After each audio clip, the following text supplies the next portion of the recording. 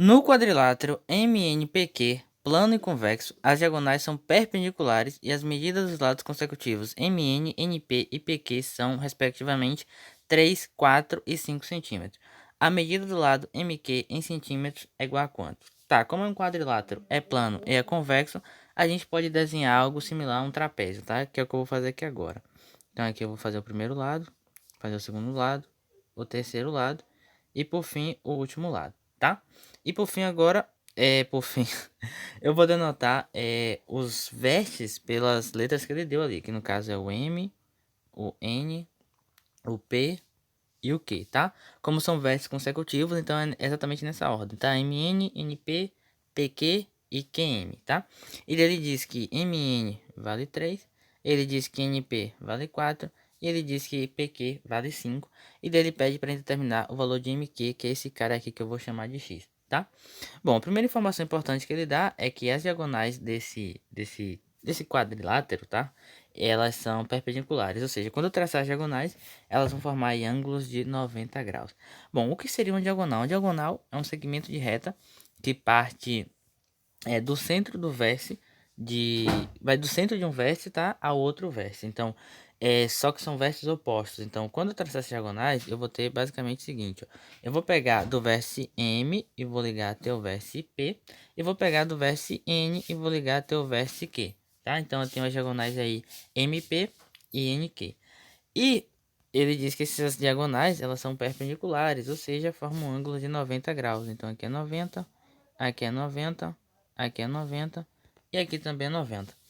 Tá, então, a gente gerou aí quatro triângulos retângulos, tá? Que é esse triângulo aqui, esse outro aqui, esse outro aqui e esse outro aqui. Como são triângulos retângulos, a gente pode aplicar Pitágoras nesses caras, tá? Só que a gente não pode aplicar Pitágoras sem ter lados. Então, eu vou denotar os lados desses quatro triângulos retângulos por letras. Então, eu vou chamar ó, esse lado aqui de A, esse outro lado aqui por B, esse lado aqui por C, tá? Esse C ficou muito pequeno. Esse lado aqui por C, esse lado aqui por D. Tá, então sabendo disso, a gente vai aplicar Pitágoras nesses quatro triângulos retângulos, tá? Então, eu vou aplicar primeiro Pitágoras ó, nesse triângulo retângulo menor. Então, eu vou ter A ao quadrado mais B ao quadrado vai ser igual ao 4 ao quadrado. Ou seja, A ao quadrado mais B ao quadrado vai ser igual a 4 vezes 4, que é 16. Agora eu vou aplicar Pitágoras nesse triângulo retângulo menor também, tá? Ou seja, eu vou ter que o B ao quadrado mais o C ao quadrado vai ser igual ao 3 ao quadrado. Ou seja, o B ao quadrado mais C ao quadrado vai ser igual a quanto? 3 vezes 3 está dando 9. Agora eu vou aplicar Pitágoras ó, nesse triângulo retângulo daqui, que tem os catetos AD e hipotenusa 5. Então, eu vou ficar com A ao quadrado mais D ao quadrado. Isso aqui vai ser igual a 5 ao quadrado. Ou seja, A ao quadrado mais D ao quadrado é igual a 5 vezes 5, que dá 25. E por fim, eu vou aplicar Pitágoras nesse triângulo retângulo, tá? Que tem catetos aí CD e hipotenusa x. Então, eu vou ter que c ao quadrado mais d ao quadrado vai ser igual a x ao quadrado. Então, olhando para essas equações, a gente nota que as únicas que têm valores numéricos é essa equação aqui, essa equação aqui e essa equação aqui, tá? Porém, isso aí já é suficiente para determinar o valor de MQ, que é o lado que ele pede. Tá, então qual vai ser a estratégia? Eu vou pegar essas equações aqui, ó, essas duas, e vou pegar essa outra aqui e vou somar todo mundo, tá? Então, quando eu somar, nota que aqui eu tenho um A ao quadrado e aqui eu tenho outro A ao quadrado. Então, quando eu somar todo mundo, eu vou ficar com 2A ao quadrado. Agora, o que, que eu vou fazer? Eu vou até trocar de cor para ficar mais evidência. Eu vou pegar esse B ao quadrado dessa aqui e vou somar com esse B ao quadrado dessa aqui. Ou seja, eu vou ficar com 2B ao quadrado, tá? Agora, eu vou pegar os valores que restam, né? Quais são os valores que restam?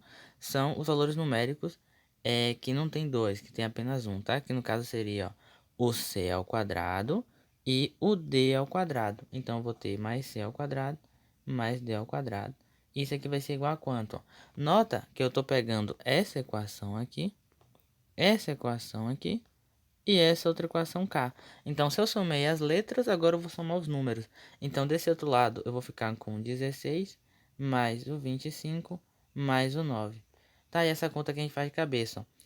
9 mais 16 dá 25 e 25 mais 25 tá dando 50. Então, isso aqui dá 50, que é igual aí a essa expressão toda, tá? Então é igual a 2a ao quadrado mais 2b ao quadrado mais o c ao quadrado mais o d ao quadrado, tá? Então a gente nota que nesse primeiro membro a gente tem um 2a ao quadrado e 2b ao quadrado.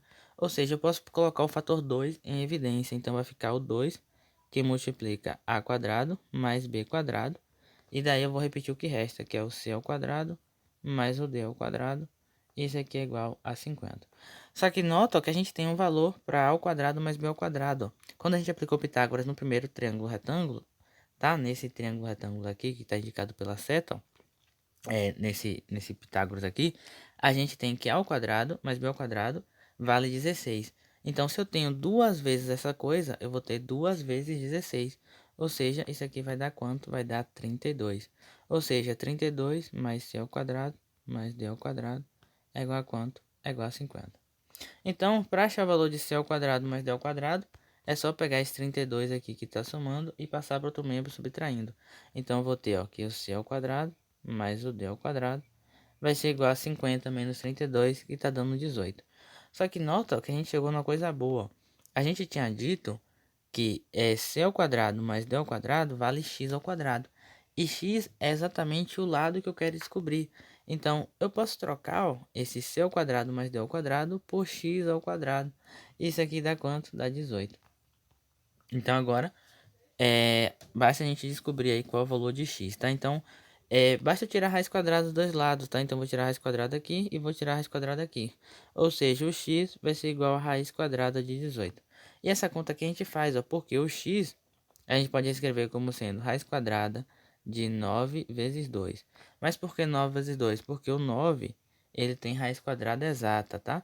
Então, o 9 ele sai da raiz e vai ficar apenas o 2. Ou seja, o nosso x vai ser igual a quanto? Raiz quadrada de 9 dá 3. E dentro da raiz vai ficar apenas o raiz de 2. Ou seja, o nosso x aí vale 3 raiz de 2, tá? Então, essa foi a questão. Espero que tenham gostado, espero que tenham entendido. E se a gente for às alternativas, ó, a gente tem aqui por sorte que a resposta correta é a letra A de Antônio.